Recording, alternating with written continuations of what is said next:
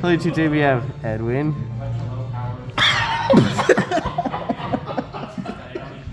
He tried to make a Voiceless joke because he's playing Voiceless. You're so stupid. It was me. It was his laugh that got me, bro. Alright, so anyways, you got first place played Voiceless.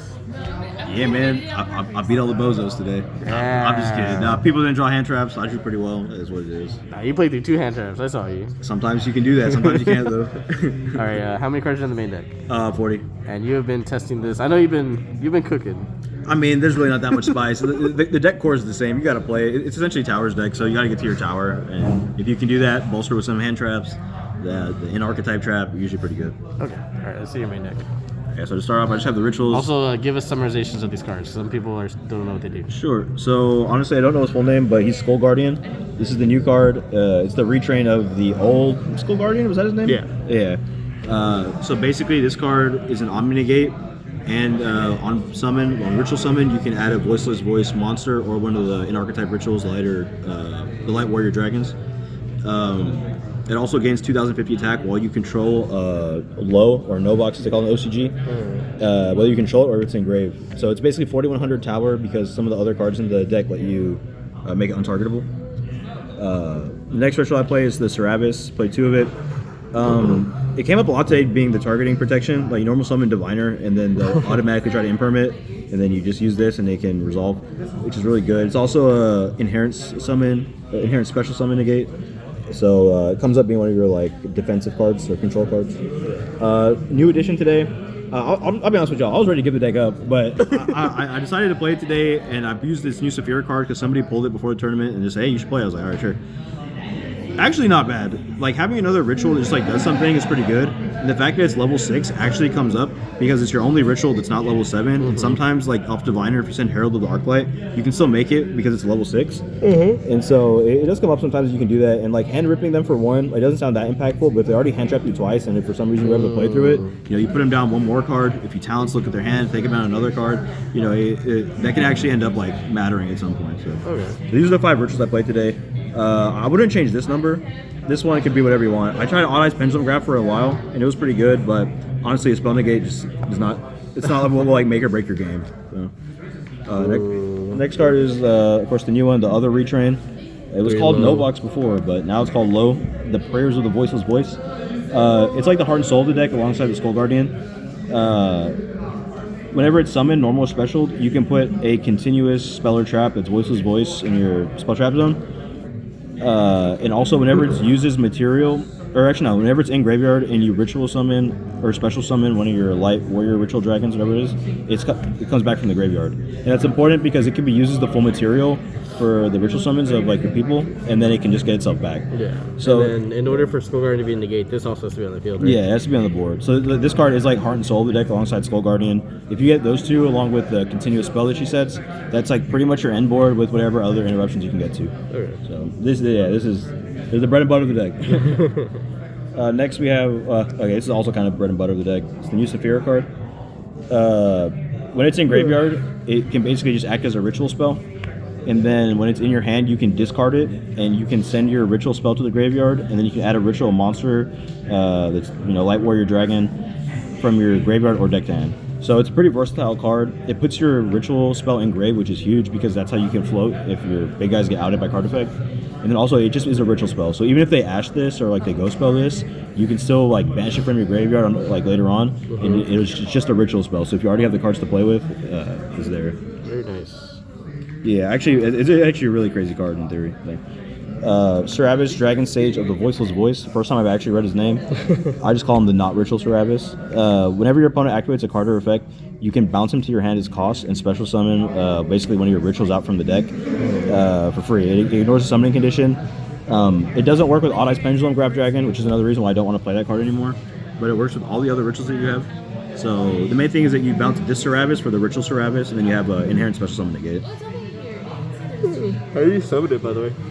You summon this off of the continuous trap, basically, or it has the effect that you can just inherent summon it by shuffling back one of your ritual spells and one of your other spells in your graveyard. So basically shuffle 2 back, special it, and then when the opponent activates a card or effect, you bounce it out for another ritual. Nice. And the next card, Diviner of the Herald. Really good in this deck. You can. There are times where like you can use this card and send the Trias Hierarchia, and it'll be like level what? I think it's 9+2, so it'll be like level 11, and you can just use it as a straight up ritual material. I don't know why you'd ever want to do that, but it's come up where sometimes you can do that. And then also with the Saphira, if you send Herald of the Arclight here, then it'll become level 6, and you can search your prayers of like the ritual spell for the deck, and it can be the full material basically, since it's level 6 at that point. And that's something you can't do with the other rituals that are level 7. So I thought it was interesting to come up. Part of the Diviner package is Trias Hierarchia. This card, when it's in your graveyard, you can tribute another fairy monster for cost and special it from grave. And so the combo here is that you want to tribute your Diviner, which sends it. And then when Diviner is tributed, you can special from deck a level 2 or lower fairy. Oh, so it brings out the low, right? Yeah, it brings out low. And like I said, low is heart and soul of the deck. If you can get to low, you're usually in a good spot. Like low gets you to the continuous spell, and the continuous spell will get you to Saphira, which will get you to Skull Guardian. This is the ritual spell. It does exactly what you think it does. Nothing special about it, but its graveyard effect is that if one of your other rituals leaves by card effect, you can banish it from graveyard and special basically one of the rituals from your deck.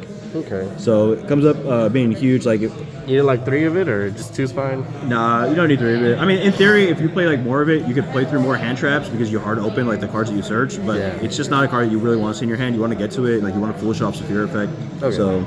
Yeah, you have to play more than one though, because for Saphira effect to resolve, you do need to send the spell to graveyard. So, this is the first continuous spell for the deck.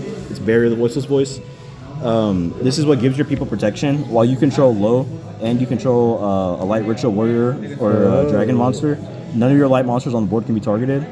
Also, it's basically just a searcher for the archetype every turn. So like this card being on the board is really essential to you winning the game. Yeah, so they can only target the ritual for an attack, which is already big. Right. And then they can't target with, okay. Yeah, so yeah, the thing is, your guys at 4100, they have to attack into one of your rituals, which is why it's better to really just play the Skull Guardian, so that's the only target they have. And so since he's at 4100, it's really hard to kill him. Next card is the Trap. It's Radiance of the Voiceless Voice. It has two effects, and they're really good effects. The first one is that you can shuffle a light ritual warrior monster or dragon, or a ritual spell from the hand or graveyard to the deck, and special summon one of your Voiceless Voice monsters from the deck. It can't special summon any of the rituals, but it can summon like the cards that get you there. So, for example, the other Cerberus, it's not a ritual. You can summon him, then he can get you to the rituals.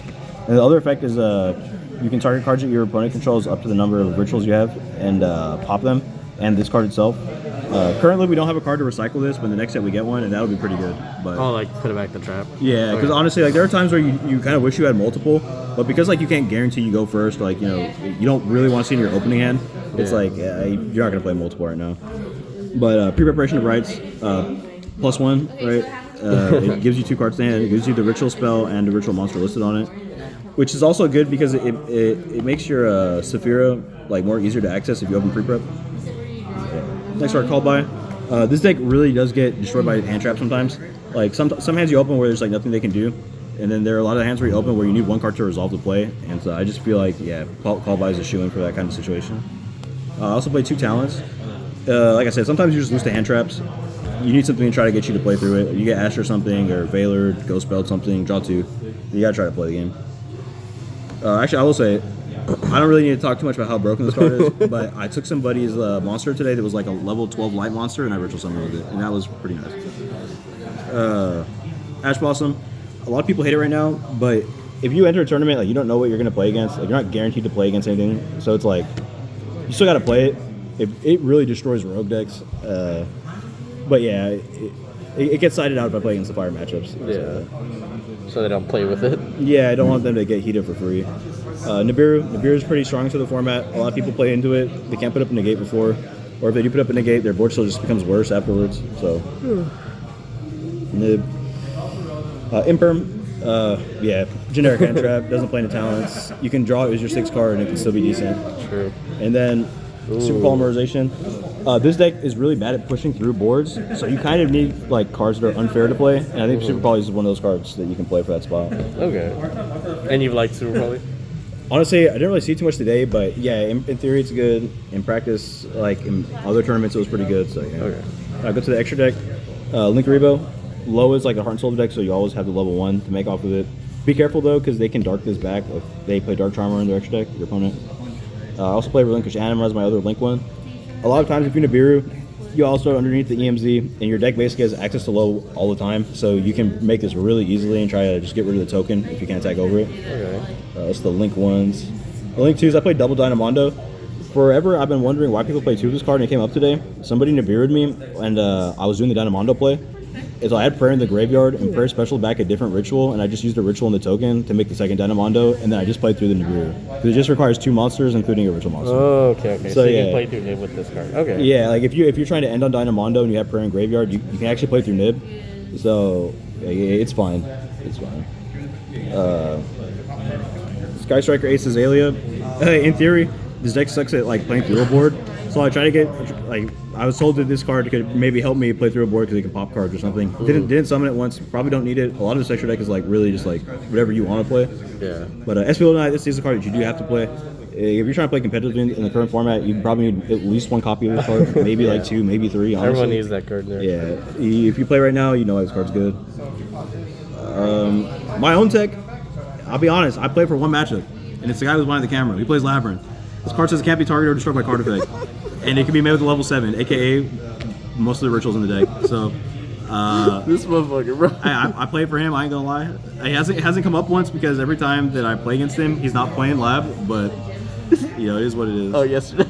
Yeah, he played Flu yesterday. He disrupted me twice, but we don't talk about that. Chaos Angel, in theory, you can make it with the level 1 low and with Trice Hierarchia, but I've never actually done it. But it technically is another form of removal that the deck has access to, so you could play it. Shout out David for letting me borrow that, and the Azalea, let me borrow both of them. Next card, Herald of the Arclight.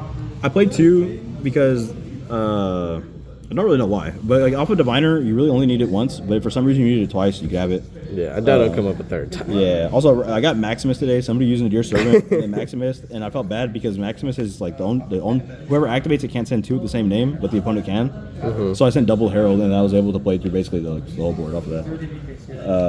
Entis, it's a fairy. You can send it off Diviner. Mud Dragon, super poly target. Garura, super poly target. Not really much more to say than that.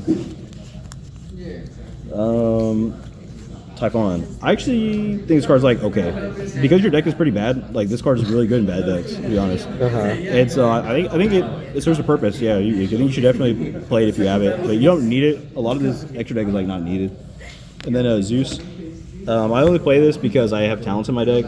They're like rare moments where you can take an Xyz monster and make it. So. Okay. Just like your extra gives you like a lot of like flexibility basically. Yeah, that's why like, a lot of people play Pot of Extravagance or Pot of Prosperity, and it's because a lot of the deck is just like whatever, to be honest. Or I love the extra deck.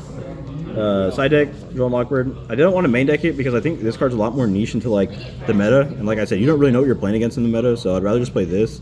I also think Super Poly is a lot more generic in this format for some reason than Droll, so like that's why I've chosen to main deck it. Okay. But you know, Joel Lockbird's got to be somewhere in the deck. Thrust. There's a spicy tech I'm playing. You'll see it. Cosmic Cyclone. To go with Thrust, I play the 1 Herald Abyss, 1 Change of Heart, 1 Feather Duster. To be honest, this card should probably be cut. I don't think it really comes up anymore. But like, if somebody ever tried to just end on like an Apollosa or something, you know, in theory you can out the Apollosa pretty hard. So, the tech for Thrust is DDG. All the meta decks right now, which is basically just fire, get like annihilated by this card. I like it a lot. You play this against any of the Firekin cards, and it's pretty much a GG. I don't think they can. Yeah, like they really don't have a play to this card. Yeah, it's very strong. Last 2 cards are evenly matched. The theory is that like in Thrust, you basically play 4 copies of this, you play 3 copies of this, 3 copies of this, 3 copies of this. So that's why it's like 2, 1, 1, 1. And then evenly matched, like the deck sucks at removal, so I just put 2 in. So.